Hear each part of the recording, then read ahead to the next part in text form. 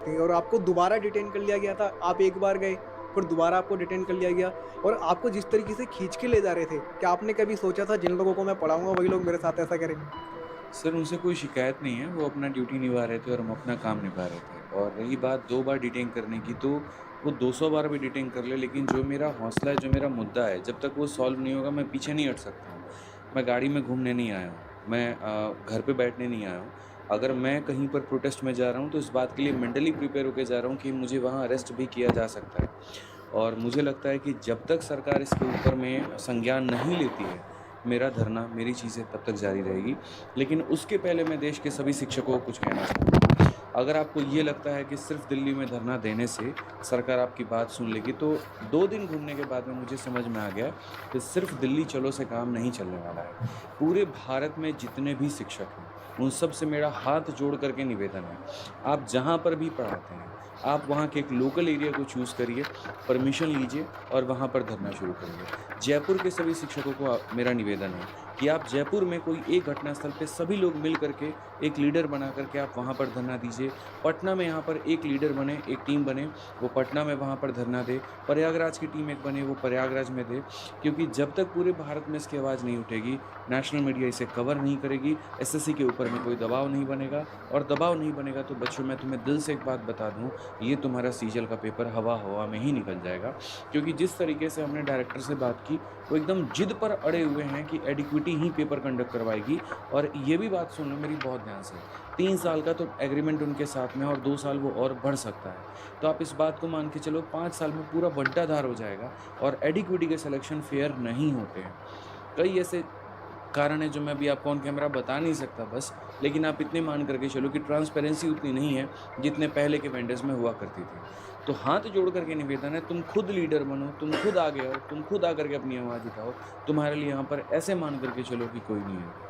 लोग हैं तुम्हारे साथ में, शिक्षक हैं तुम्हारे साथ में, लेकिन तुम्हें आगे आना पड़ेगा और अलग-अलग जगह पर आना पड़ेगा। एक आदित्य रंजन एक टाइम पर एक ही जगह पर हो सकते हैं, एक विक्रमजीत सर एक जगह पे हो सकते हैं, एक प्रशांत सर एक जगह पे हो सकते हैं, आपका प्यारा शिक्षक एक जगह पर हो सकता है। लेकिन सोचो अगर एक समय पर दसों दिशाओं से यहाँ जो है अगर बात पहुँचाई जाए सरकार तक, तो कितनी तेज़ी से सर वो फैलेगा।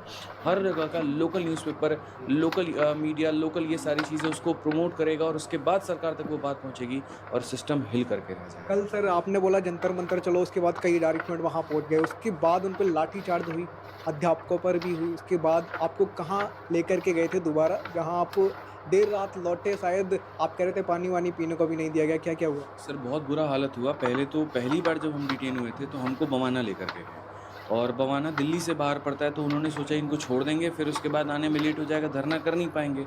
हम जिद्दी आदमी हैं, पकड़ के लेके गए, फिर हम दोबारा से आ गए वहाँ से। तो जब हम जंतर मंतर में हम बोले हमें बच्चों से मिलने दो, तो मिलने नहीं दिया गया। बैरक लगा दिया कि आप नहीं मिल सकते, 5 बजे का टाइम है, ख़त्म हो गया। हम सर को फ़ोन मिला रहे थे कि हमें आपके पास आना है, बच्चों से मिलना, नहीं मिलने दे रहे थे।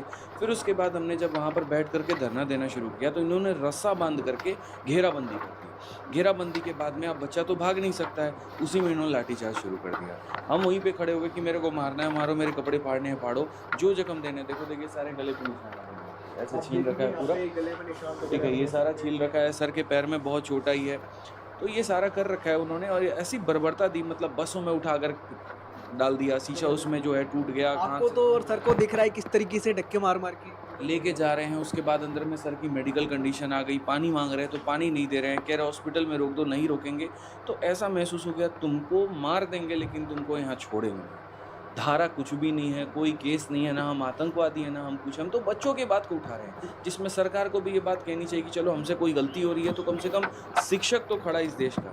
वो शिक्षक जो निर्माण कर रहा है, वो शिक्षक जो इस देश को बना रहा है, वो शिक्षक जो सबको पढ़ा करके आगे बढ़ा रहा है, उसकी तो बात माने कम से कम। उसके साथ अगर ऐसा व्यवहार हो रहा है, तो जब शिक्षक के साथ में ऐसा व्यवहार है तो बच्चे के साथ में कैसा सर होगा? आगे की रणनीति अब क्या है? आज बहुत सारे लोग इंतज़ार कर रहे थे आपकी इस वीडियो का कि आदित्य रंजन सर, विक्रमजीत सर, प्रशांत सर या फिर जो और अध्यापक रिटेन हुए थे, वो सब क्या कहना चाहते हैं? क्या रणनीति? दिल्ली में हम अपने परमिशन और बाकी सारे धरनों की प्लानिंग सारे शिक्षकों के साथ में मिलके कर रहे हैं, लेकिन दिल्ली के बाहर बाकी जितने भी क्षेत्र हैं वहाँ के आप खुद राजा बनिए, खुद लीडर बनिए, खुद आगे आइए और आकर के अपने धरने को लीड करिए। क्योंकि एक टाइम पर एक जगह से हम राजनीतिक पार्टी नहीं है सर, हमारे पास में अलग अलग ब्रांचेज नहीं हैं, हम अलग अलग क्षेत्रों में नहीं जा सकते हैं। इसीलिए मेरा आह्वान है सभी लोगों से कि अपने अपने जगह से जब तुम बात पहुँचाओगे ना, बहुत तेज़ में बात फैलेगी, बहुत आगे बढ़ेगी। क्योंकि हम वीडियो बना करके ये कह देते हैं दिल्ली आओ, जंतर मंतर आओ, तो प्रयागराज वाला बच्चा सोचता है कि पता नहीं जाना उचित रहेगा कि नहीं रहेगा। अब वो 2 दिन जब तक प्लानिंग करता है, आधा मुद्दा खत्म हो जाता है। वीडियो के व्यूज़ जाते हैं 5 लाख, ग्राउंड पे बच्चा होता है 50। तो ऐसे कभी भी नहीं हो सकता, इस तरीके से कभी प्रोटेस्ट नहीं हो सकता है। सरकार तुम्हारी बात को बिल्कुल भी नहीं सुनने वाली है। अपने क्षेत्र में आंदोलन करना शुरू करो। ओके, अर्थात सर